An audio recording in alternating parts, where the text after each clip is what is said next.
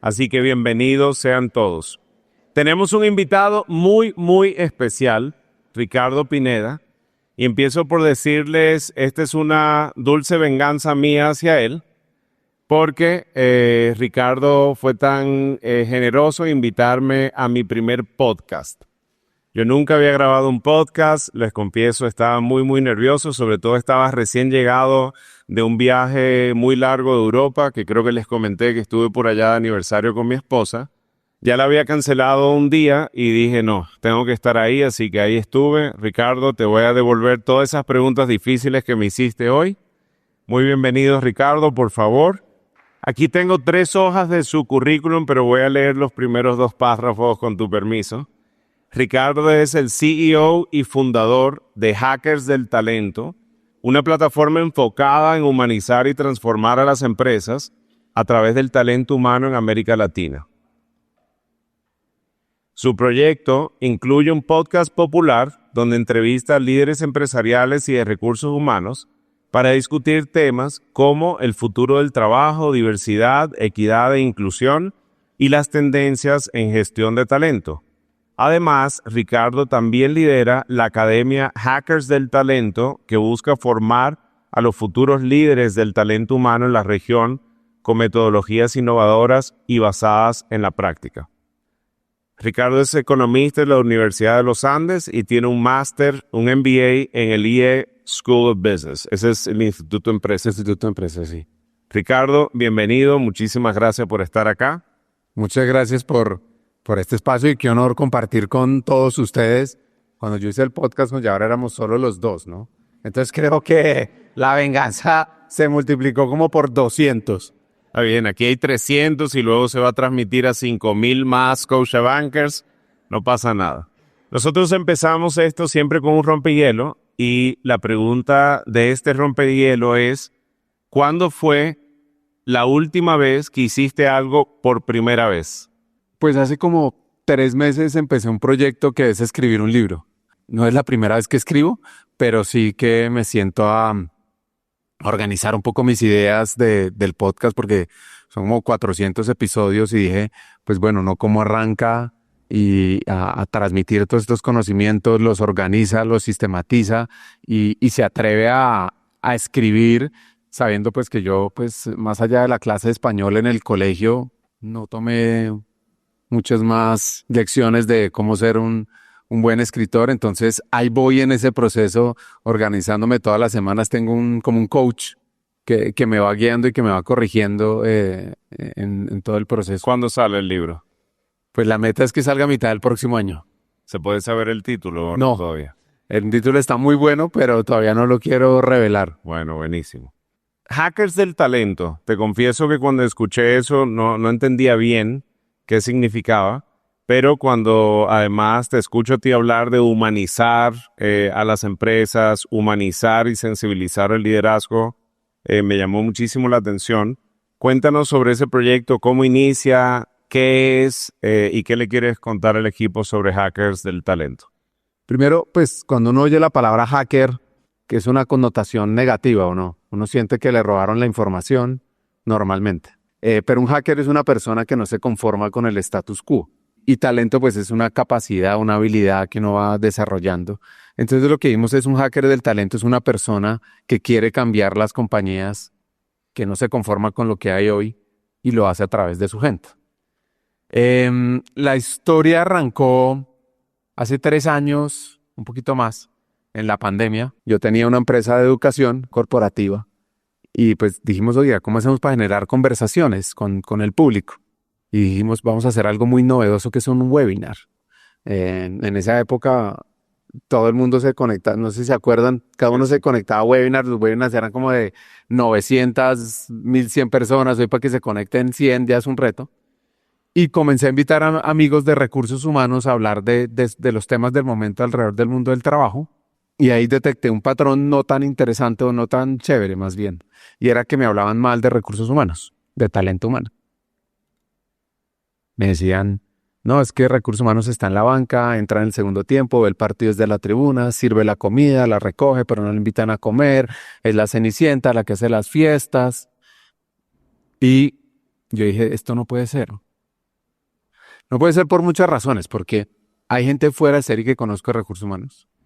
Porque si uno quiere empresas realmente competitivas, uno ve un patrón donde los CHROs o los vicepresidentes de talento, de gestión del humano son preponderantes, donde el rol del CEO también está muy enfocado en lo humano. Y tampoco puede ser porque pues Colombia y América Latina es una región que necesita que las empresas apoyen el desarrollo del talento porque pues hay muchas inequidades. Y entonces dije, bueno, ¿qué hago? Yo tenía antes otro podcast que monté con un amigo, se llama Futuros Posibles de Educación. Mi amigo lo nombraron director de Impulsa, entonces pues no tenía tiempo para el podcast. Y entonces dije, bueno, voy a hacer uno sobre recursos humanos.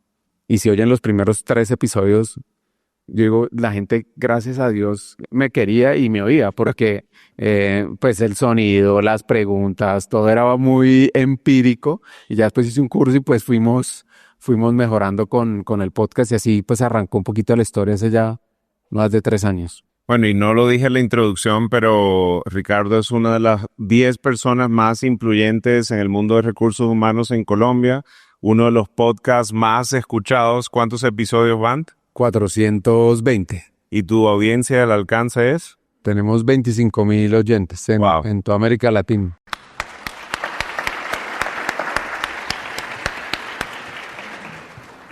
Bueno, vamos a irle dando contenido a esto que sea práctico. Tú, Ricardo, que has tenido y has estado como parte de muchísimos procesos de selección y de entrevistas y demás, tanto en tu antecedente profesional como en tu rol actual. Primero, ¿qué buscas en un entrevistado o en una entrevista? ¿Qué cosas te hacen decir, ese es el candidato?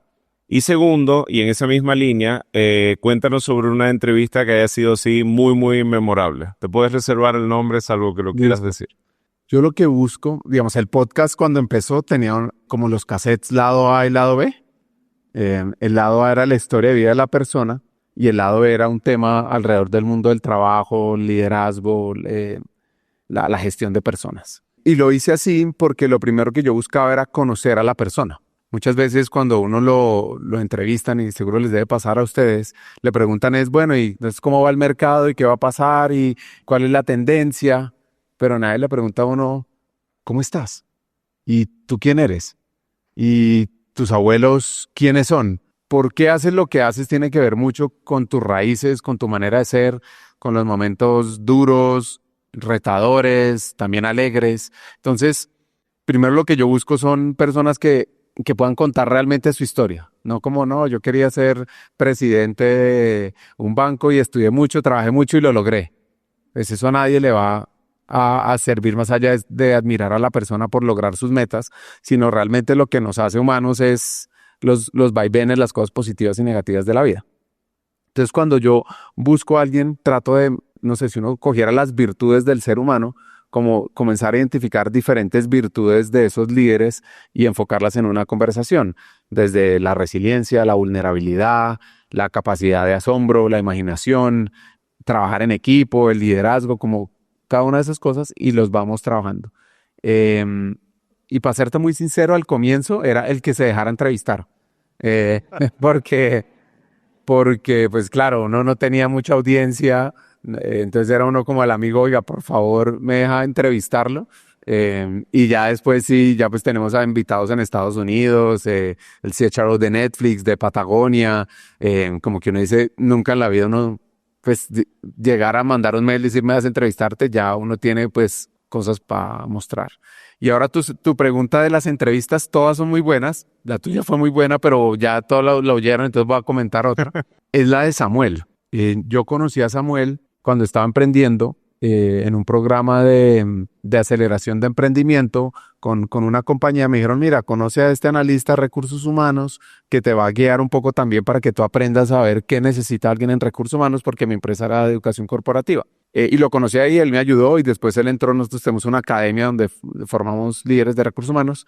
Y él pasó por la academia y le dije un día, oiga, Samu, déjeme hacerle un podcast. Y fue una historia que para mí es como la esencia del colombiano, de esos colombianos berracos, pues que uno dice, gracias a Dios existe esta gente que da ejemplo. Pues para que lo oigan, es el episodio como 240 y pico. Bueno, ahora me acuerdo. Él es de una familia de Remedios, Antioquia. Su papá muy conectado a la iglesia, trabajó ahí. Le toca irse en los años 80 a vivir al barrio El Picacho, en Medellín.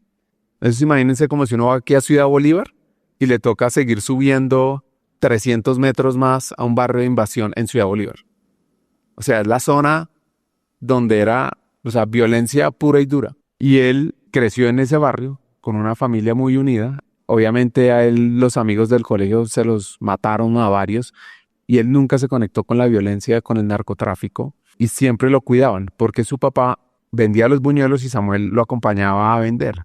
Y no les voy a chiviar toda la historia para que la oigan, pero lo que comienza él es a crecer, se gana una beca como el segundo mejor estudiante del colegio, lo becan en una universidad privada en Medellín, sale de esa universidad porque a pesar de ser el mejor del colegio, no era tan bueno como el promedio de las personas que tienen acceso a una buena educación en Colombia. Entra de chiripas a trabajar en una compañía y ahí va creciendo y hoy pues es CHRO de una fintech y tiene una frase muy linda que dice y al día de hoy sigue siendo como mi mantra, y es que el comedido come lo que hay escondido. Es como el diligente encuentra tesoros donde otros no los ven. Excelente. Y hay varias más, o sea, esa es una de las que se me viene a la cabeza por la conexión, claro, cercana que tengo con él. Bueno, la vamos a escuchar, ¿sí o no, equipo? Gestión de talento, gestión de recursos humanos y lo que mencionas mucho de humanizar a las empresas. Por un lado, ¿qué retos ves? ¿Cuáles son los principales retos de la gestión de talento? No solamente de recursos humanos, sino de los líderes, y aquí todos los que están presentes en el auditorio son líderes de equipos. Y segundo, ¿cuáles son las barreras que ves que existen en los procesos de transformación? Todos esos ejemplos y esas historias que tú has tenido acceso.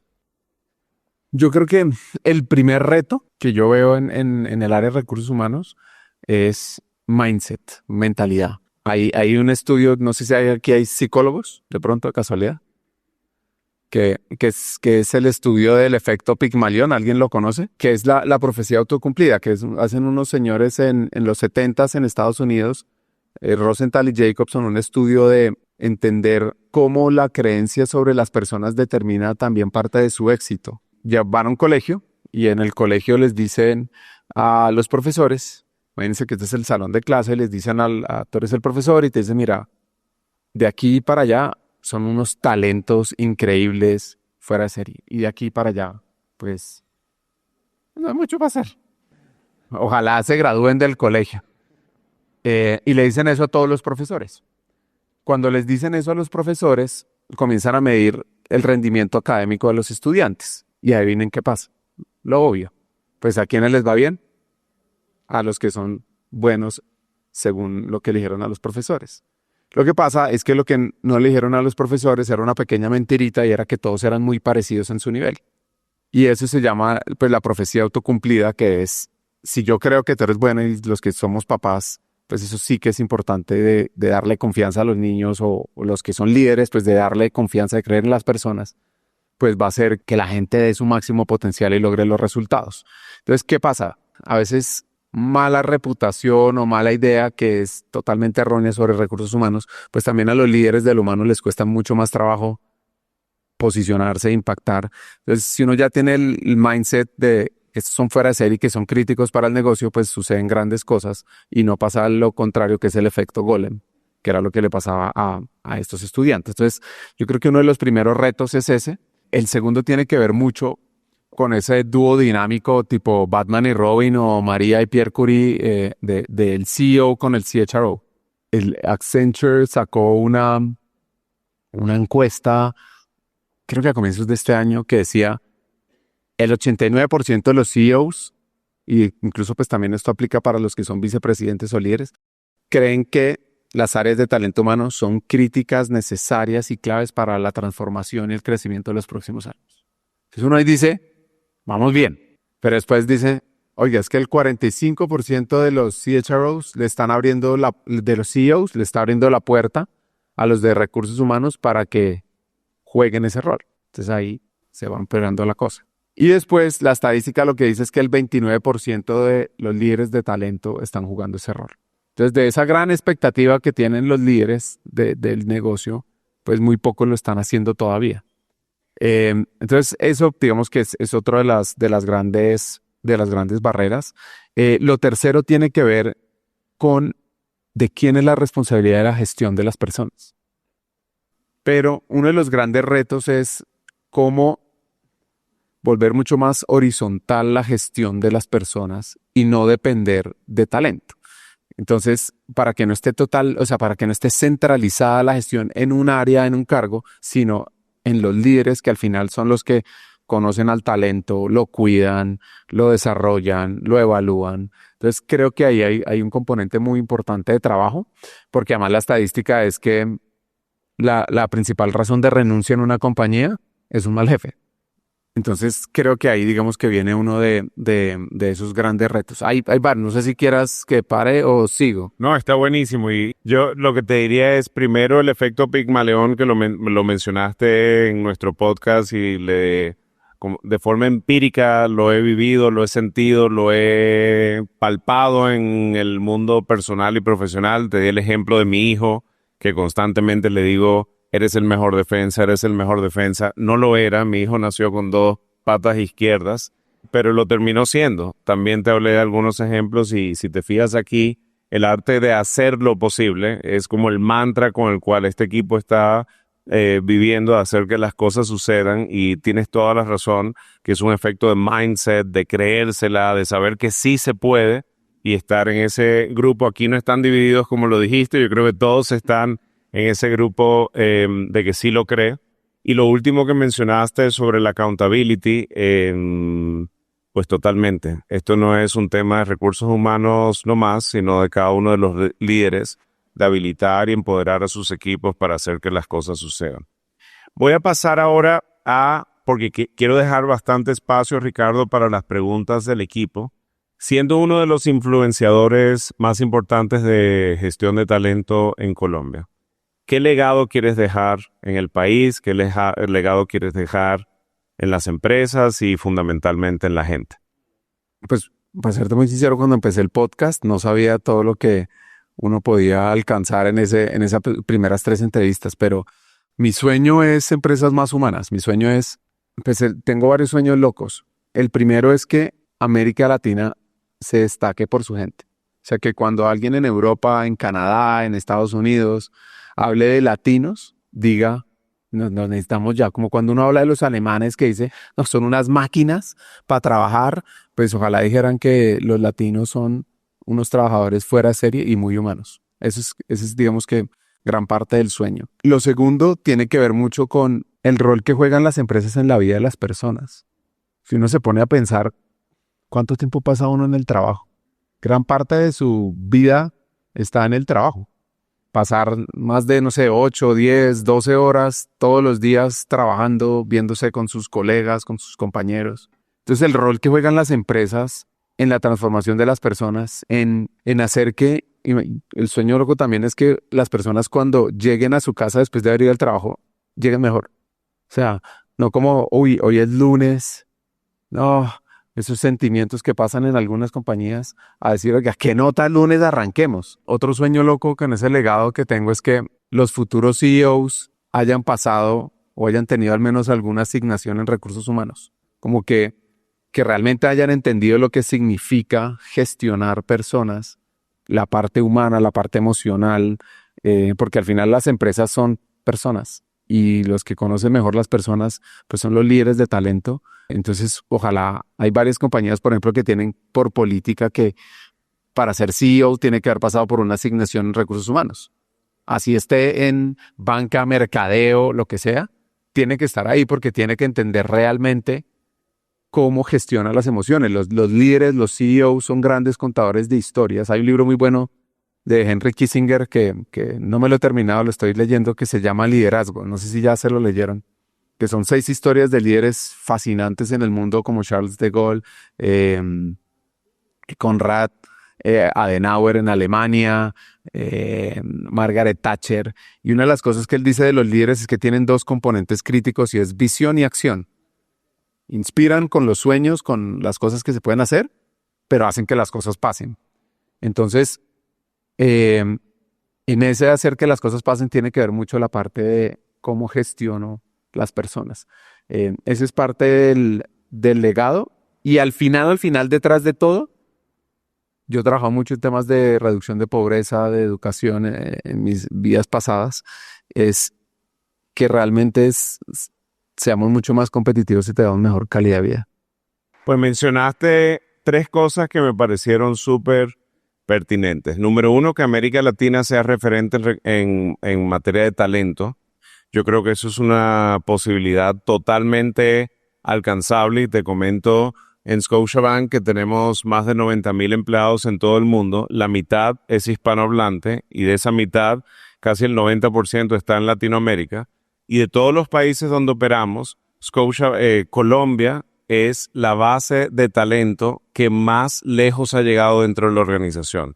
Cuando se miran los niveles directores, vicepresidentes seniors hacia arriba, la participación por encima de Chile, Perú, México es Colombia. Y yo creo que por 2 razones. Por un lado, por el talento, clarísimamente, pero por el otro lado también porque el colombiano es mucho más abierto a aventurarse, a perseguir una carrera móvil. Así que quiero que sepas que muchas de las personas que ves aquí hoy, probablemente dentro de 1 año, 2 años, 10 años o más, van a estar avanzando su camino en la organización, en nuestros más de 40 países donde operamos, y ojalá te sientas orgulloso de que el talento colombiano está siendo exportado y llegando muy lejos. Se me olvidó mencionar una estadística muy chévere. Hicieron un estudio en Estados Unidos de cómo crecía el salario de los migrantes.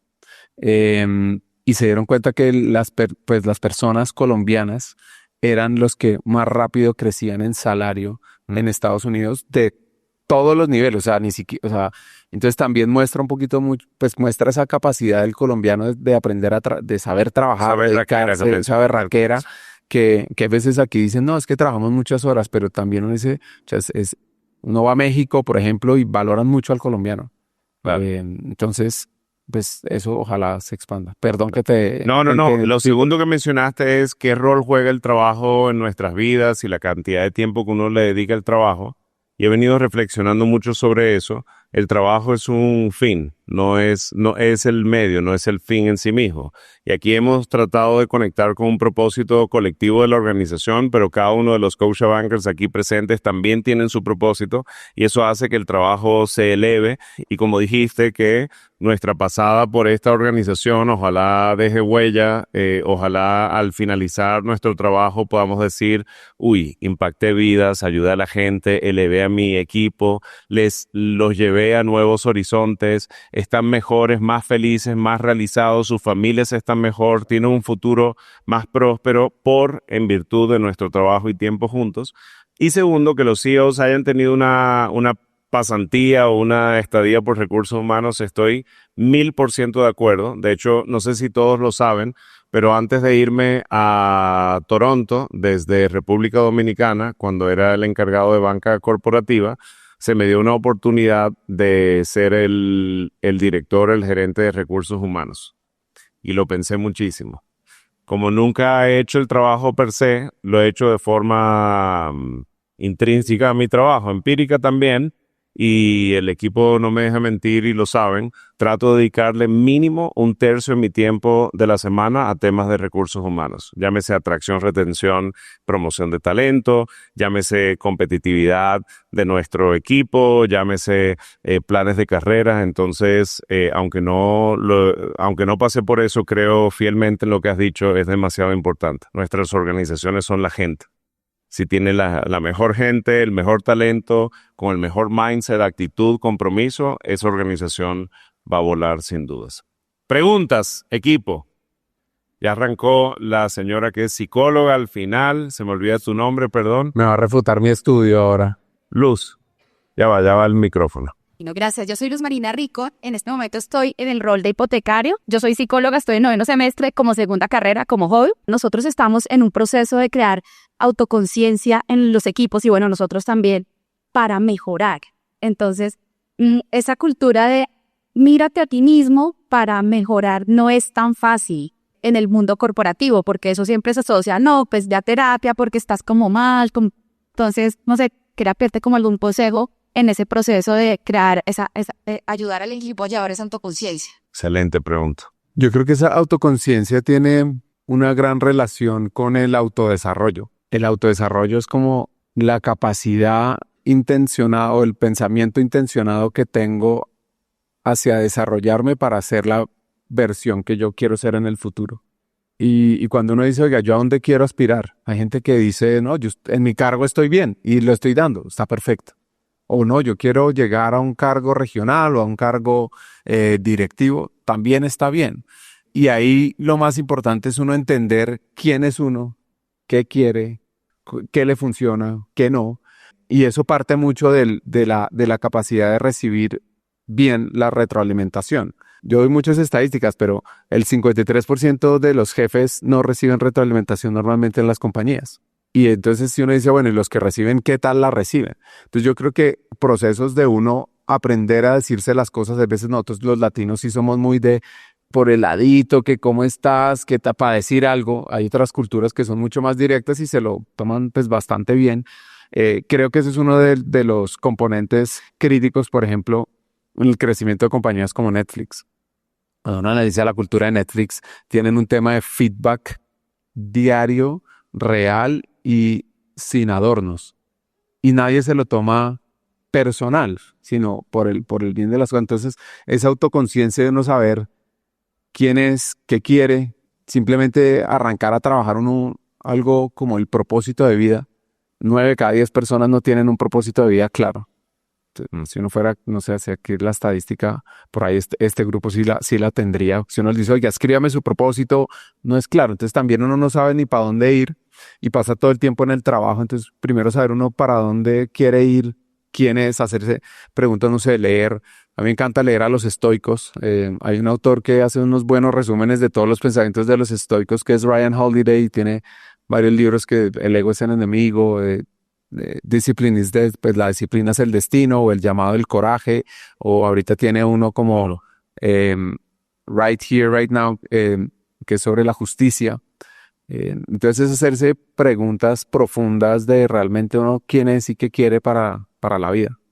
Y al final creo que es demasiado valioso uno hacérselos porque pues uno que es papá, uno ve el tiempo como pasa rápido con los hijos, pues también así le va pasando a uno el tiempo, y si no hace esas preguntas ya, pues después llegará a otra edad y va a decir, yo voy a haber tomado este camino o este otro. Clarísimo.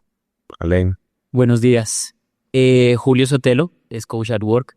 Hemos recibido por parte del equipo de actuación comercial una muy buena capacitación de liderar con foco en resultados, que creo que a veces nos encontramos siendo muy buenos líderes, pero no entregando el número que esperamos. Desde tu punto de vista, ¿cuál sería ese consejo para un líder que quiere seguir teniendo una muy buena relación con su equipo, pero entregando el número? Hay muchos componentes. Lo primero es una muy buena comunicación, una clara comunicación de qué se quiere lograr, cómo se va a trabajar, y constantemente ir haciendo reuniones de seguimiento muy cortas de cómo vamos, qué ha pasado, qué necesitas. El líder, lo que yo siento es, pues en estas compañías tan grandes, es al final el que cuida del talento. O sea, si un líder está viendo qué necesita la persona para lograr sus resultados, dónde tiene brechas o fallas que lo pueda llenar, o con capacitación, o con otra persona del equipo, o con un seguimiento, pues probablemente va a hacer que se logren los resultados mucho mejor. Y lo otro también tiene que ver mucho con la seguridad psicológica. Para uno entregar resultados, tiene uno que estar tranquilo de que lo que va a hacer, lo dejan hacer. Y si lo hace mal por alguna cosa, no va a ser juzgado, atacado o sacado del puesto, sino que pues va a ser retroalimentado para que lo haga mucho mejor. Ahora, si ya es un error pues de dejadez, por así decirlo, pues es otra historia. Pero al final todos acá venimos como a dar lo mejor. Entonces tener esa seguridad psicológica para dar lo mejor y para también poderle decir al líder. Muchos líderes a veces no les gusta que le digan lo que quieren oír. para lograr las cosas. Oiga, es que usted lo está haciendo mal. Y el líder, bueno, gracias. ¿Qué puedo hacer mejor? Y no, va súper. Y como que todos tratándonos de ganar, sino realmente tener una comunicación sincera y honesta. Sí. Si me permites, yo agregaría algo, Julio, y lo vengo hablando muchísimo con el equipo y lo voy a seguir haciendo, es actuar como dueño. Yo creo que cuando uno actúa como dueño, ya sea como contribuidor individual o ya sea como líder de un equipo o líder de líderes, si uno se hace esa pregunta, si yo fuese el dueño único y exclusivo de este banco, ¿qué haría diferente? ¿Cómo gestionaría mi equipo diferente? ¿Cómo me aseguraría de entregar resultados? Entonces, constantemente, yo creo que cuando uno piensa en el banco y nuestro banco que es grande, es relevante, hay muchos equipos, es complejo, uno pierde esa sensibilidad de actuar como dueño. O, como decía Ricardo, hacernos la pregunta, ¿cómo agregamos valor? Pregúntate a ti mismo, ¿cómo agrego valor? Y eso tiene múltiples dimensiones, no solamente el resultado tangible al final del mes. Y pregúntale eso a tu equipo.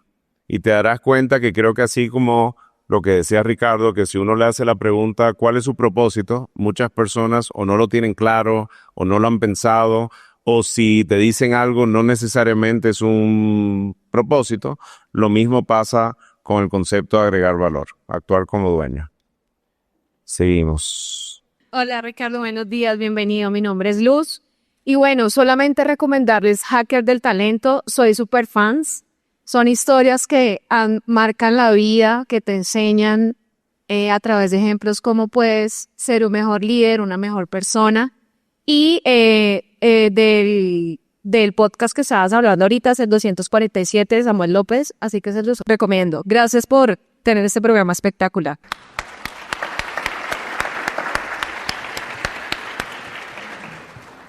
Mucho gusto, mi nombre es David Jiménez, del equipo de Sourcing. Quisiera saber desde tu experiencia en otras compañías que has visto para que desde los equipos de recursos humanos le ayuden a la organización a dejar de trabajar en silos. Wow, buena pregunta. Gracias, David. Hoy se está viendo en las organizaciones es que primero se están volviendo mucho más horizontales, no tan verticales. Y hay cosas tan simples, pero de un impacto tan poderoso, David, que es poner a trabajar a personas de otras áreas juntas en proyectos transversales, complementarios, de pronto no del día a día, pero que entiendan un poquito cómo funciona. Otra cosa que hacen otras compañías, por ejemplo, es que rotan a los vicepresidentes. Entonces pasan, no sé, el de retail lo mandan a tecnología y el de tecnología lo mandan a recursos humanos y al final cada uno comienza a ponerse en los zapatos del otro y a entender exactamente por qué hacen lo que hacen. Un componente un poco más técnico y de pronto sofisticado es como los modelos de incentivos, de cómo hacer pues para diseñar modelos de incentivos claros que haga que la gente tenga que colaborar y no simplemente, no, que yo tengo que ser el más eficiente en mi planta de producción o en tal, pero entonces eso es a costa de otra cosa. Entonces el otro está siempre hay como unas luchas en vez de poner unos incentivos que sean mucho más integradores de la organización. Ahí pues son como tres ejemplos. Y ahí, David, nuestro programa de coequiperos que lanzamos en febrero del año pasado con el comité directivo, yendo a ser cogerente de una oficina por todo el mes y luego replicándose al resto del banco. Recién hicimos el programa de coequiperos en telemarketing, lo hicimos en cobranzas.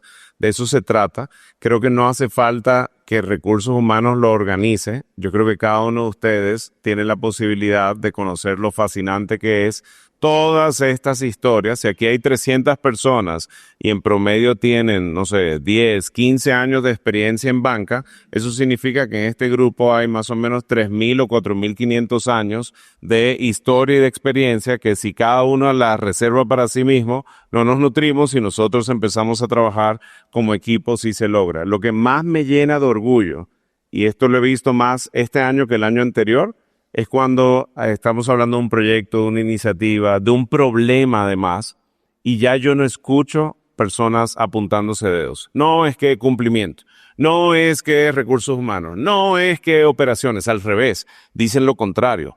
Yo les pregunto, ¿tienen lo que necesitan para resolver ese tema o para capturar esa oportunidad? Y dicen absolutamente sí. Siento el apoyo de auditoría, de riesgo, de recursos humanos, de operaciones, de finanzas, etcétera. Eso no ocurría hace apenas 24 meses. ¿Hemos llegado al final del camino? Absolutamente no. Pero fíjate lo coherente que son conceptos que has mencionado, que es también la nueva cultura que trae nuestro CEO global, Scott Thompson. Ricardo mencionó anteriormente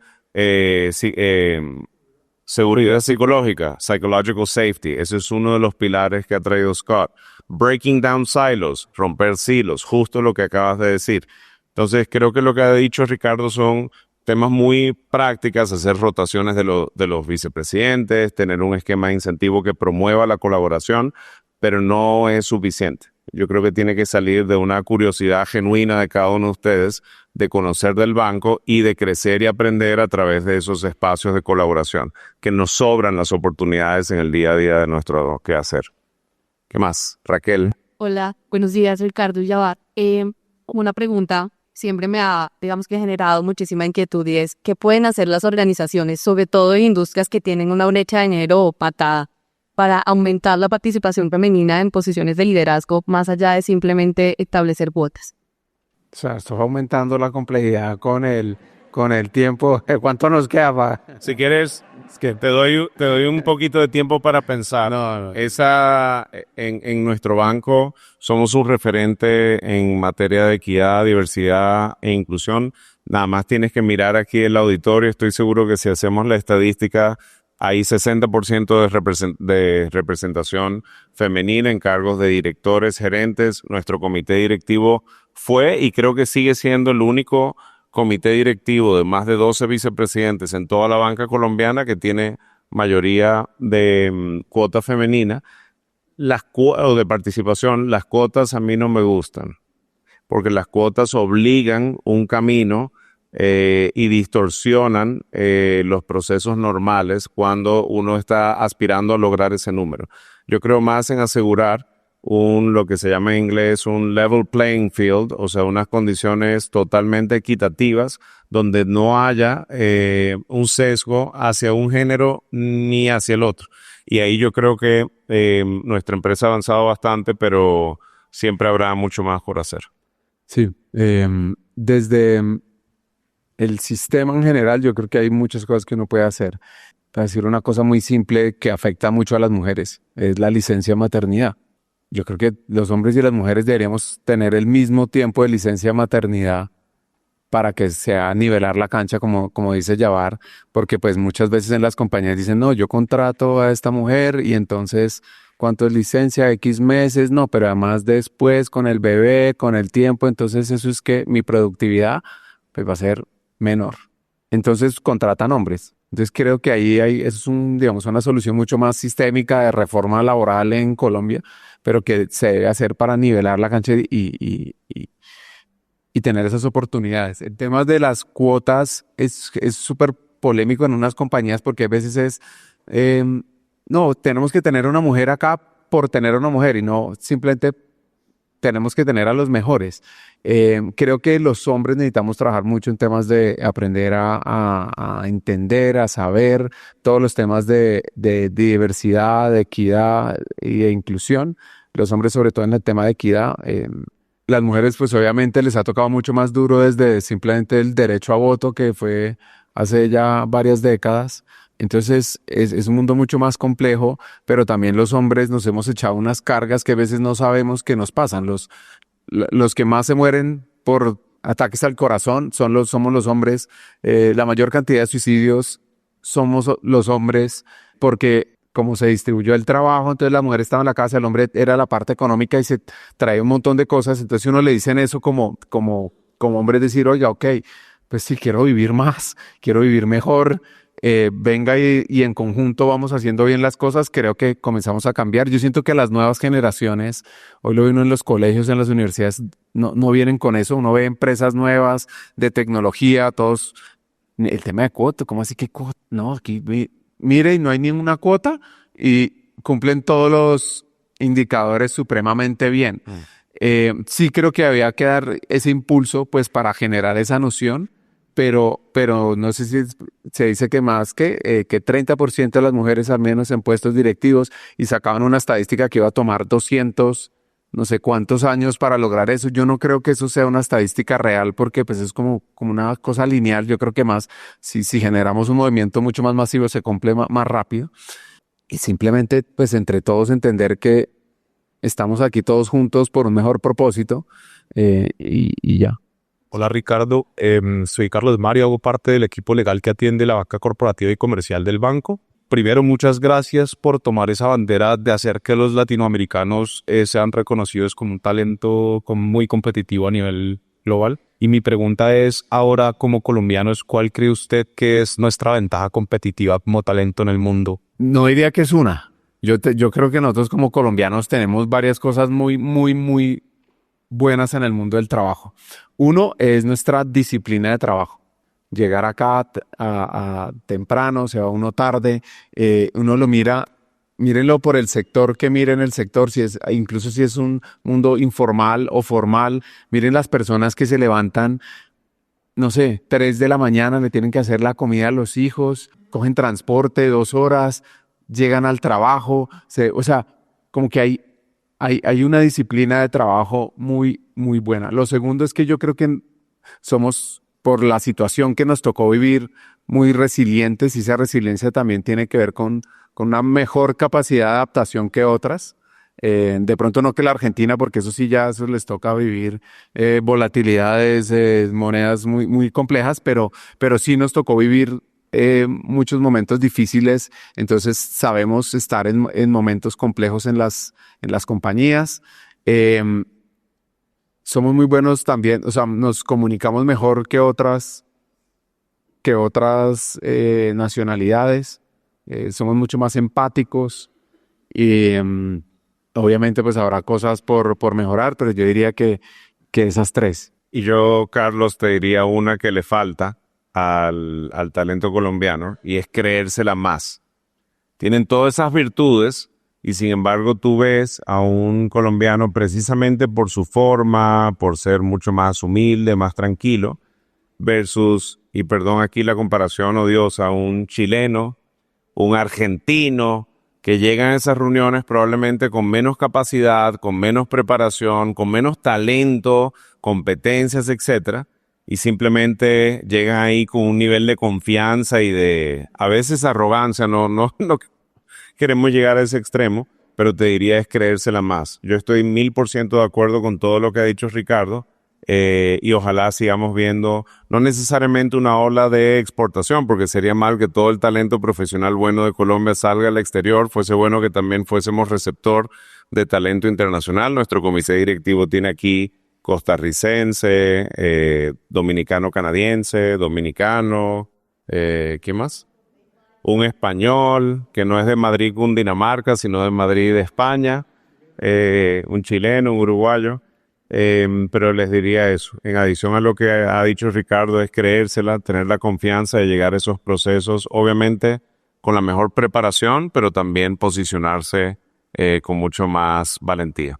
Y si puedo agregar sobre lo que dices, creo que nosotros como colombianos tenemos 2 retos, y es, primero, quitar esa palabra todo chiquitico. Es muy difícil, pero el tintico, el cafecito, eso no lo hace uno pensar en grande. Eso lo hace uno pensar de pronto en el detalle. Y eso es un rasgo cultural que te afecta tu comportamiento. Sí. Y el segundo tema de no pensarlo, pues de no creérsela, más que no creérsela, es que tratamos de ser como muy humildes en lo que hemos hecho, en mostrar lo que hemos logrado. Un gringo, tú, pues, que ustedes que los conocen son mucho más claros, he hecho esto, siempre hablan como de sus logros, y uno lo toma como, uy, tan sobrado. Pero al final tenemos que cacarear un poquito y tenemos que mostrar lo que hemos hecho y creernos el cuento, y eso, bueno, eso ya después me puedo meter, eso, un antropólogo que se llama George Foster lo hizo como todo el análisis de la cultura colombiana y mexicana frente a eso, y es cómo realmente contamos lo que somos y lo que valemos sin importar a veces también ese qué dirán de no van a creer que soy sobrado o no. Es que esto es lo que yo he hecho, esto es lo que yo soy. Tener listo ese famoso elevator pitch Sí. del perfil profesional de uno. Alain. Con el tema de equidad, una precisión. Yo creo que yo entiendo lo de las cuotas, que es odioso, pero como digo a mí una vez, si a mí me miden molesto, voy a trabajar de esta manera. Entonces yo creo que eso es lo que forza a que lleguemos al cambio, ¿no? Si no lo medimos, si no ponemos metas, no lo vamos a lograr. Entonces yo creo que ahí con cuidado, obviamente no mover a alguien a un puesto sin tener las calificaciones que se vuelve algo negativo, hay que tener esa sutileza, pero sí hay que empujarlo. Y te iba a preguntar, era, aquí en Colombia, en temas de diversidad, equidad e inclusión, ¿dónde ves tú que está la mayor oportunidad? Creo que la pobreza en Colombia es como el 39%. Si uno analiza las estadísticas educativas en Colombia son retadoras. O sea, 2 de cada 3 personas en Colombia no saben matemáticas, de los que se están graduando ahorita. Y ustedes que son un banco, ¿qué tanto usan las matemáticas?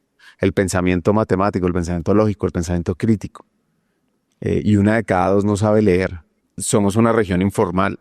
Entonces creo que el mayor reto que nosotros tenemos es cómo realmente generar una sola economía, generar oportunidades para todos. Yo creo que las compañías en 4 o 5 años se van a tener que meter intensamente en las universidades, en los colegios.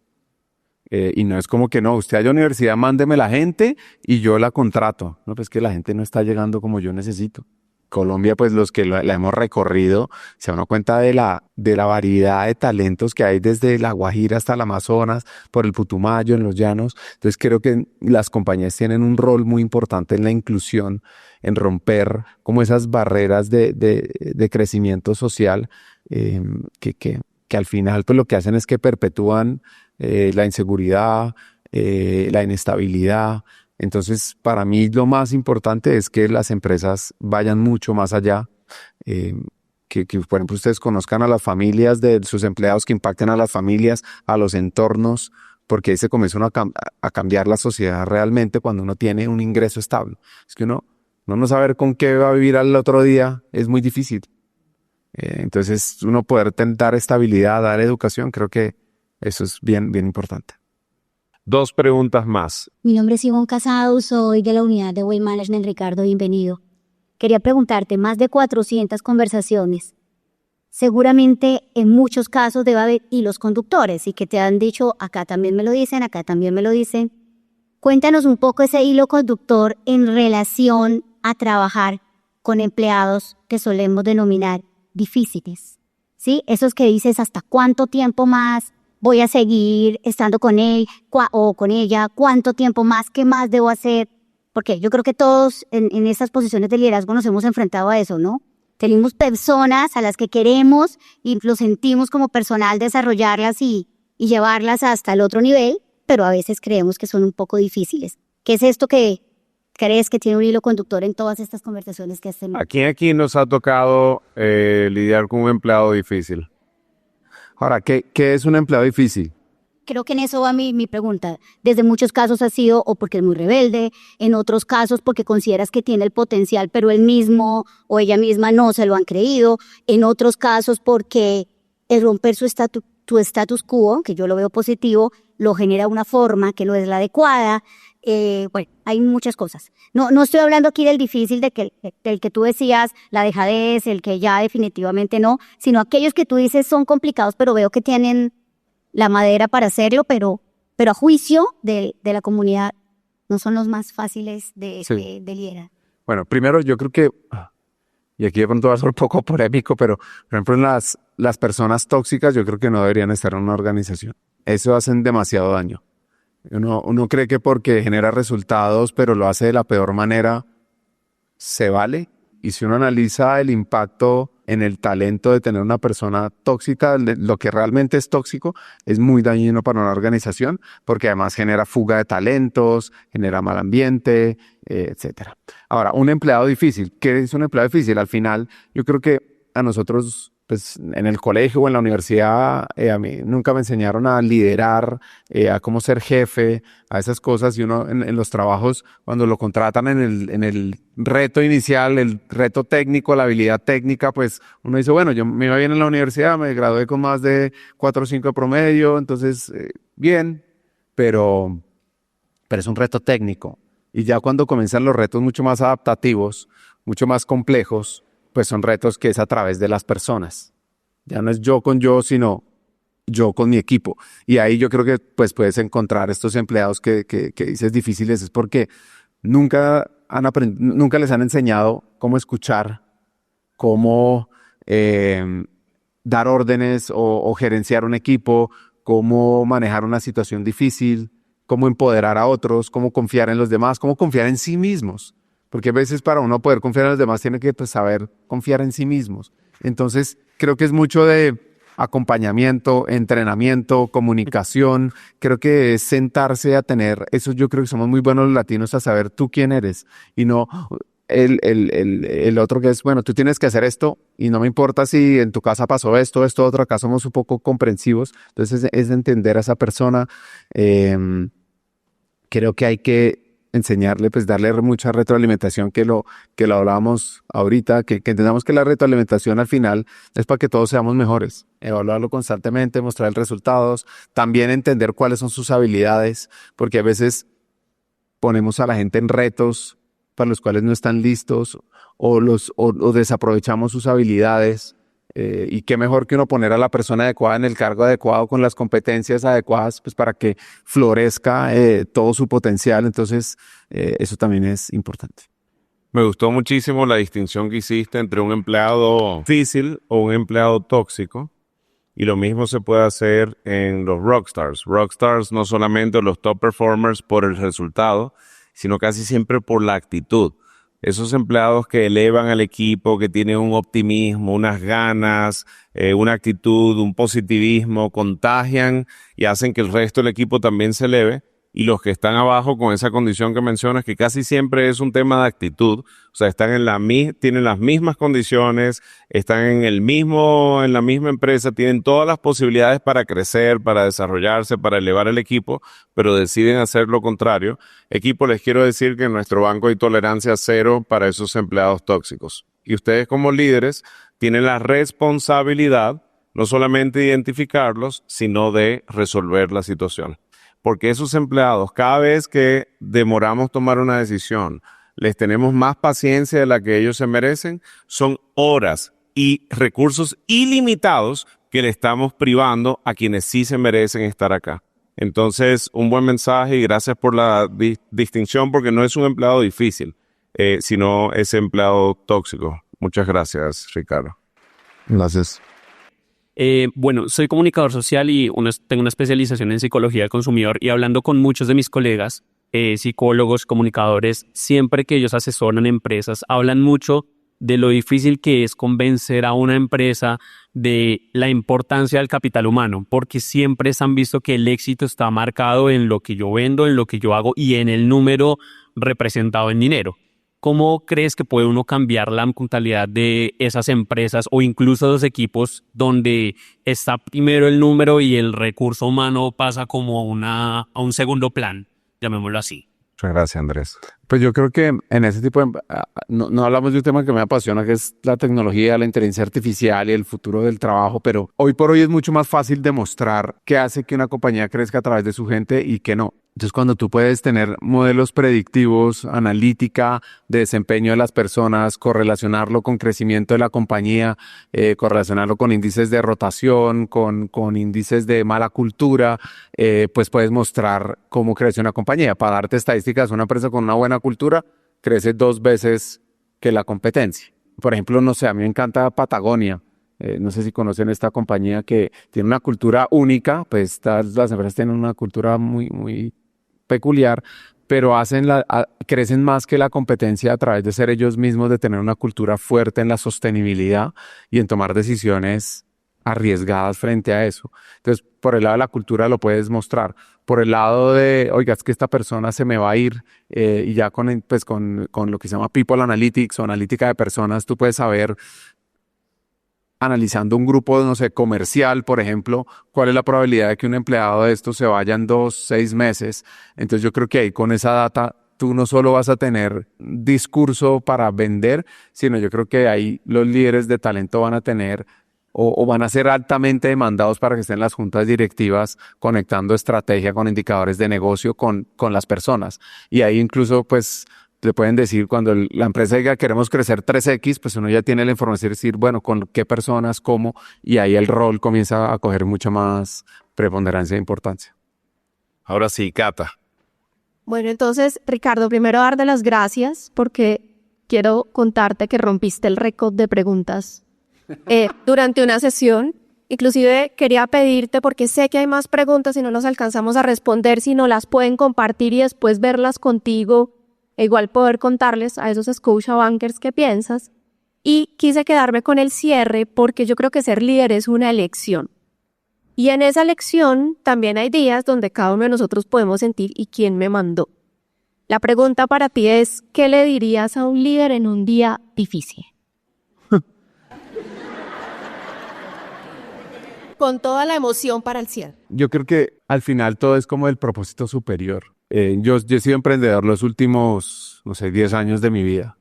Y ser emprendedor es vivir en un modo montaña rusa. O sea, yo sé que así como un día por la mañana estoy aquí, estoy feliz, me siento que la estoy logrando, puede llegar uno por la tarde y tener 35 chicharrones y pensar que la empresa se va a acabar.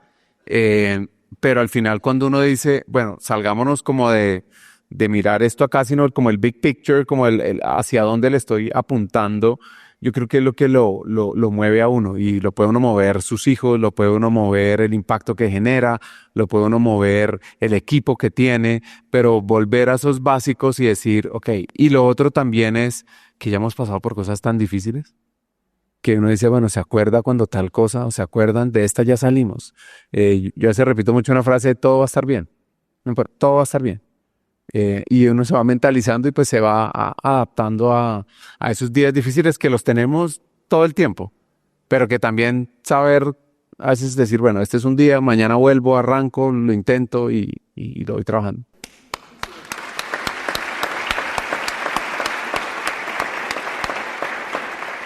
Bueno, Ricardo, muchísimas gracias.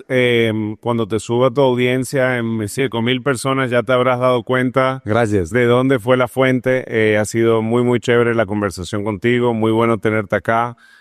Nuestros 2 pilares, gente, cliente, le pegaste el primero de lleno. Estamos muy agradecidos contigo. Y nada, hasta la próxima. No, pues muchas gracias a ustedes, de verdad. Gracias.